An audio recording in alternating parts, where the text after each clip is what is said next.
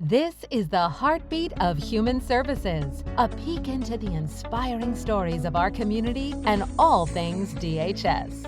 Join us. Hey, everybody. I'm your host, Jana Slagle, for the podcast, The Heartbeat of Human Services. And today we have a very special guest from KCERA, Sherry Willard. And tell us your title, Sherry. I am the Deputy Chief for the Member Services Division. Awesome. A very important division. And we are so glad that you're here today. We did a survey knowing that you were going to come to our staff, asking them what do they want to know about retirement. So I'm really happy that you heard us and you're going to answer some of those questions today. And so for all you listeners, you don't have to feel ill prepared. You don't have to be afraid. Just listen in and hopefully we'll be able to answer all the questions you have. So Sherry, we'll go ahead and get started. Is there anything you want to say before we start? No, thank you so much for inviting us and having us be part of your great podcast. We are so excited to do the outreach and just get the information out there and help our members be prepared and ready for retirement when the time comes. Yay. And Jeremy, thank you too. I appreciate your help. So Sherry, we'll start off with this question. What is the difference between a defined benefit plan versus a defined contribution plan? Good question. So a defined benefit plan is what KCERA is, and your pension is going to be based on 4 factors. So it's going to be based on your age at retirement, your years of service, your highest monthly average salary, and whatever tier you're in. So whether you are a general tier 1, general tier 2, whether you're a safety member.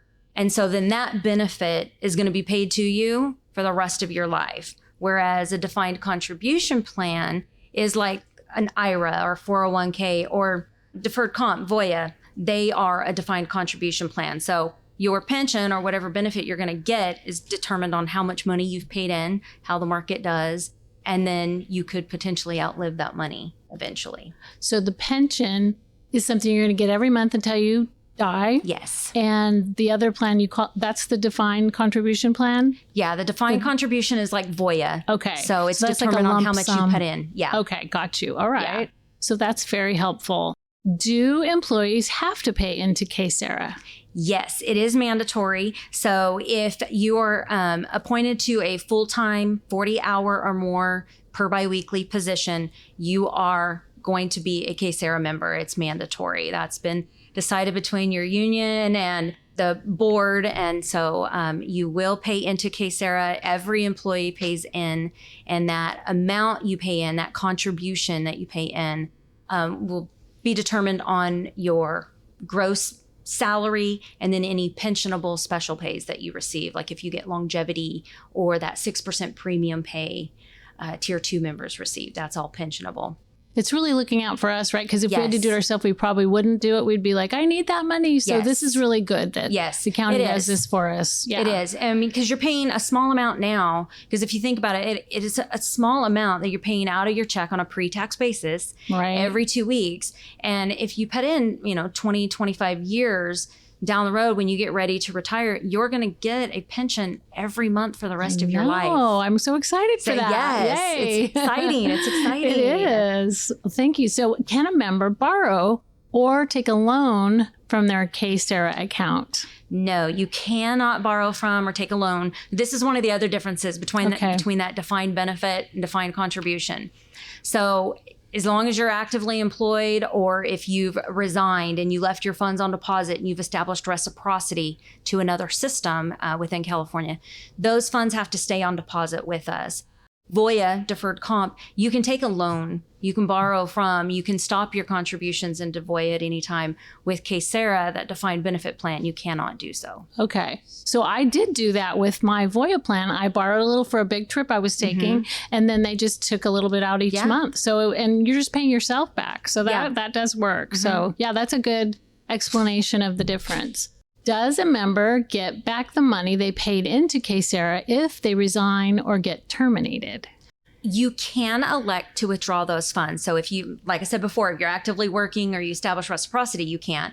But if you resign or if you're terminated, you can elect to withdraw those funds out of KCERA. It is going to be taxed because it was put in on a pre-tax basis. So you're going to get taxed You could get penalized from the IRS. So those are things to think about. So yes, that is an option for you. But if you're vested, if you have over 5 years of service, you don't have to withdraw it. You actually can leave it on deposit with KCERA until you would have been eligible to retire in the future. And then you could start drawing a pension on that, even though if you only have 5 years of service on deposit, you leave it on deposit until you're 50, 55, you could start drawing a small pension on that 5 years you left on deposit. Does it keep growing if you leave it? The interest, you'll continue to get interest every 6 months. But once again, your pension's not going to be based on how much money's in that balance. Right. It's going to be based on those 4 factors I mentioned. But you could leave it on deposit, let it draw interest, and then if you came back to the county and you were a KCERA member again, you could just pick up and continue to pay in, or start, withdraw it. And a rainy day comes up and you just withdraw it later just leave on. It there, it's forget there. about it. Yeah, that's good. How can a member find out how much they pay into KCERA every or biweekly? So the best place to go would be your member portal. Go to your member portal. You can also look at your paycheck stub. Mm-hmm. It is on there. But your member portal, we highly recommend everyone register for your KCERA member portal. It's so easy. We have very easy step-by-step instructions. You can reach out to our office at 381-7700, or you can email us at kcera.org. I think that was right. Yeah. Doing it off the top of my head. And we can send you those step-by-step instructions. You just need your member key, which is your personal KCERA member key, and your email address. And then you can log in. You can view your contribution balance. You can run estimates. You can run purchase of service estimates. You can see who your beneficiary is. You can see what you pay, what your contribution rate is that you're paying every pay period. And on your paycheck stub, you'll also see the amount you're paying in. And the one thing on that I really like to point out is if you look at your contribution balance, whether you're looking on the portal or you're looking on your paycheck stub, and you see however much you're paying in every biweekly, you're going to notice your contribution balance is going to increase that exact same amount every pay period. So as you're paying that contribution in, your contribution balance is increasing as well. So you'll see that balance. Yeah, we'd love to see those increases, right? Yep, for sure. And you mentioned a number. What was not a PIN number, a personal, what was the number? Member key. Member key. Yes. So do people have to call you to get that, or how do they get the member key? So your personal KCERA member key is not your employee ID. It's not your social. It's nothing like that. It's personal to KCERA. If you received your welcome letter, now not everyone received welcome letters because we started doing those, I'm going to say 5-6 years ago, maybe a little bit longer. But if you did receive your KCERA welcome letter, that member key is going to be on that welcome letter. It will also be on your annual benefit statement that KCERA sends out. That member key's on there. Or you can reach out to our office after our staff does some security questions, confirms you are you. Okay. They can provide you with give it that. to you. Is it like a 4-digit number or something like that? It's anywhere from 5 to 6 digits. Okay. So that's important to get that before you can sign in and log on to the KCERA portal. Yes. Okay. Which there is a ton of information. There's so much information. There's all the forms you need and everything. So I've used it a lot. It's very intuitive. It's very easy to use. It's very easy to use, and just having the availability at your fingertips to run retirement estimates, and you can run as many as you want all night long, and using that in conjunction with, we have out on our website the KCERA member handbook, and in that handbook, starting at about, I think like page 25 or 26, there's a matrix, and we have one for every tier. So there's going to be a safety tier 1, safety tier 2, general tier 1, general tier 2. And that matrix in the back will tell you what percentage. You just have to match up your years of service and your age. Match that up, but that'll tell you what percentage of your final compensation you'll be at. Because some people know in their mind, I want to be at 80% of my salary when I retire. So with that matrix, you can find at what point in time you're going to be at that ideal percentage.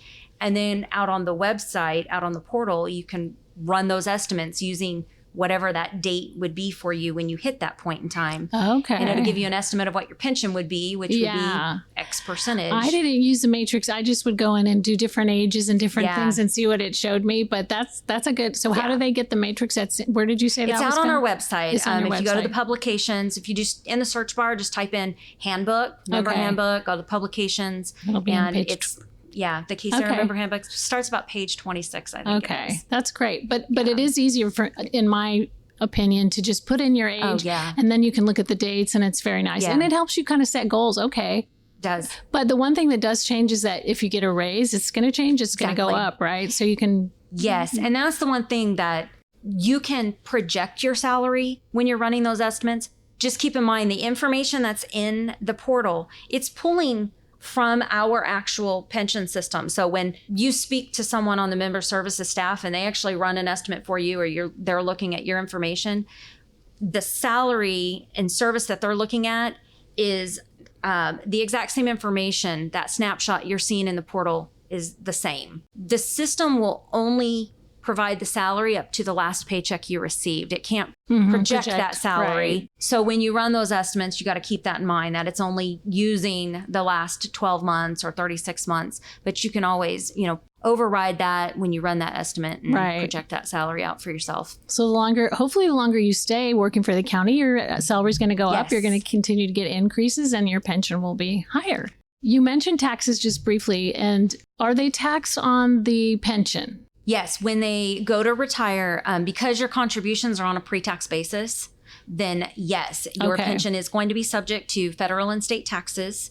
The state tax is going to be based on the state you reside in, not the state you worked in. Oh, So if you that's why people move to Texas, yes, right? exactly. It's cheaper or and something. if that's the case, if you move to Texas, then you're only going to have I federal see. taxes. So we Okay. only can withhold California Okay. state taxes out of And the people pension. can opt to not withhold anything and just pay their Yes. own, right? That's Yes, an option if absolutely. they want to do that. Okay. Yes. I think we kind of talked about this a little bit, but can a member buy their prior service or leaves of absence to go towards their retirement? Yes. So there's a few different types of purchases that a member can do. Extra help, per diem time, those are purchasable if you have a leave of absence, a medical leave of absence for you, not if you take a family care leave, but a personal medical leave of absence for you yourself.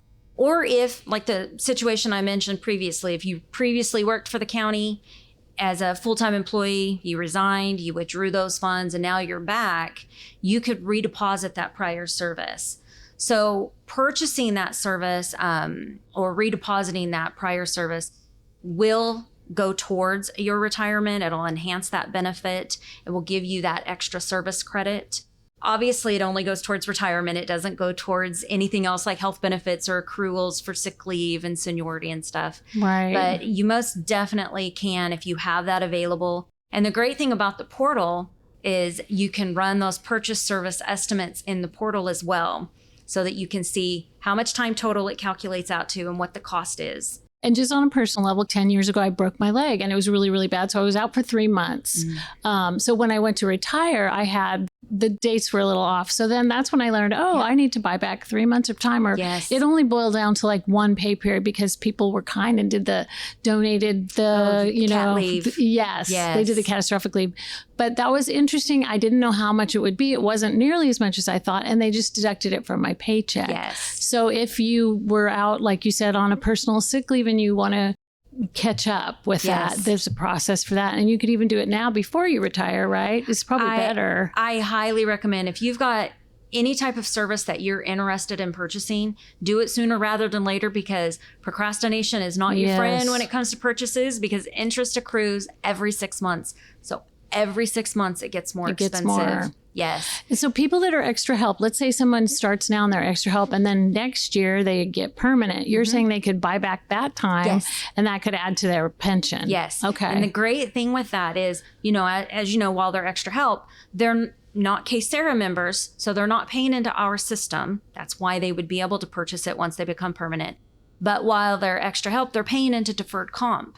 So now we fast forward, they're a permanent member and they want to purchase that extra help time. So they go through the process. They have to, number one, you have to go through and you have to register for the portal, because you have to run that estimate through the portal first and foremost.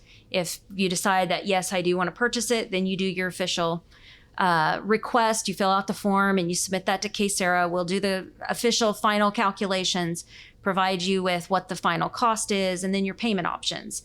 One of the payment options that you have is you can use your funds from deferred comp to pay for your purchase with KCERA. Nice. And the great thing with that is, number one, it's going to be tax deferred to tax deferred. It's going to do a rollover. But as I mentioned before, deferred comp is a defined contribution plan. You could potentially outlive the money in that account. So by purchasing your surface credit and using the money in deferred comp, you're investing in yourself because you're purchasing service with KCERA, you're increasing what your pension is going to be, and you're using those monies. It's not coming out of your pocket. You're getting that tax deferred to tax deferred, and you're just investing in yourself. Yeah, I love that. Increase that lifetime pension That's amount great. that you're going to get. It's great that they're reciprocal that way. I like that. Yes. And the great thing with running that estimate on the portal is it will give you the different options of, payment options. Yes. There are payroll deduction options. You can do lump sum.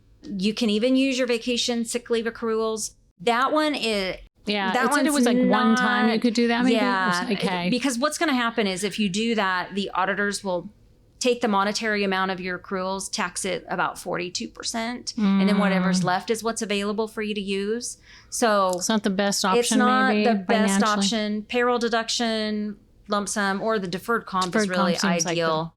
The next question from our viewers, our listeners, if an employee worked for another California government agency before working for Kern, can the retirement from that system be transferred to KCERA? So a California government agency. Okay. Yes. So what we're talking about is reciprocity. Okay. So this one is a lot easier to understand by giving an example of a situation, because reciprocity can be a little difficult to understand. So you can't transfer money to KCERA because it's the defined benefit plan. Your pension's not based on how much money's in your plan. It's based on those 4 factors we mentioned before. So if you work for, let's say, the city of Bakersfield, their pension system is called CalPERS.